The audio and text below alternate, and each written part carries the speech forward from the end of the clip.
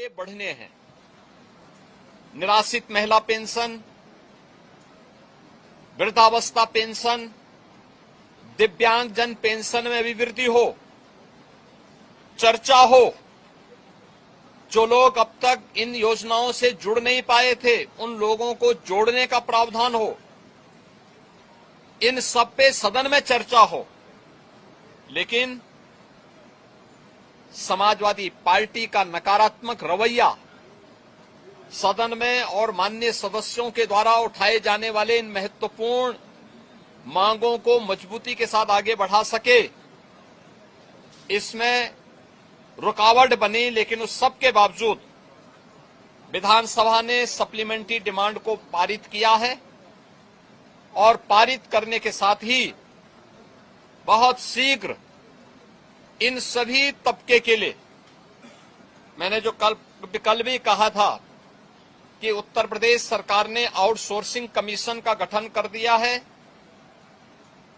एक न्यूनतम मानदेय हर एक आउटसोर्सिंग कर्मी को प्राप्त हो और उसको हर प्रकार की सामाजिक सुरक्षा की गारंटी भी प्राप्त हो, उसको हम अगले बहुत शीघ्र उसको आगे बढ़ाने जा रहे हैं। उसके लिए धनराशि की व्यवस्था हमने बजट में कर दी है। आंगनवाड़ी, आशा वर्कर, रसोईया, ग्राम चौकीदार या कोठेदार, इन सब के इंसेंटिव और इनके मानदेय को बढ़ाने के लिए भी धनराशि की व्यवस्था हम लोगों ने बजट में की हुई है और उसको भी हम अब विधानसभा से बजट पारित होने के उपरांत विधान परिषद में पारित होगा। विधान परिषद से पारित होने के उपरांत फिर इस बजट को हम लोग अलग अलग कार्यक्रमों के माध्यम से उस तबके तक पहुंचाने का काम भी करेंगे। समाजवादी पार्टी का यह चरित्र इस तबके को अपमानित करने वाला है, जो अल्प मानदेय प्राप्त करने के बावजूद प्रदेश के विकास के लिए और 25 करोड़ जनता जनार्दन की सेवा के लिए पूरी प्रतिबद्धता के साथ कार्य कर रहे हैं। इससे पहले भी इन्होंने शिक्षा मित्रों के भविष्य के साथ खिलवाड़ किया था। हमारी सरकार ने शिक्षा मित्रों के मानदेय को 10,000 से बढ़ा करके 18,000 किया है।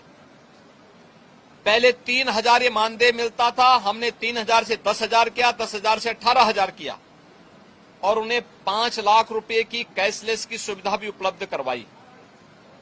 अनुदेशकों को प्रदेश में 9,000 मिलता था, उन्हें 17,000 रुपए उनका मानदेय किया और उन्हें कैशलेस की सुविधा भी उपलब्ध करवाई।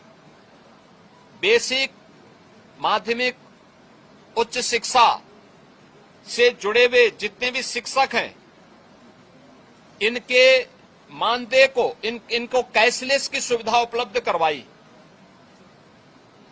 अन्य तमाम तबके के लिए बेहतरीन स्कीम को लेकर के, योजनाओं को लेकर के हम सप्लीमेंट्री डिमांड्स में आए थे और इन सब के साथ साथ सामाजिक न्याय के लिए अपना जीवन समर्पित होने वाले उन सभी महापुरुषों के लिए, जिनमें बाबा साहब भीमराव अंबेडकर हैं,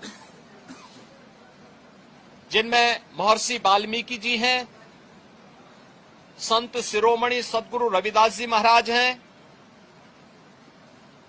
सामाजिक न्याय के पुरोधा के रूप में और महिला शिक्षा का पुरजोर समर्थन करने वाले संत ज्योतिबा फुले हैं, साहू जी महाराज हैं। इन सभी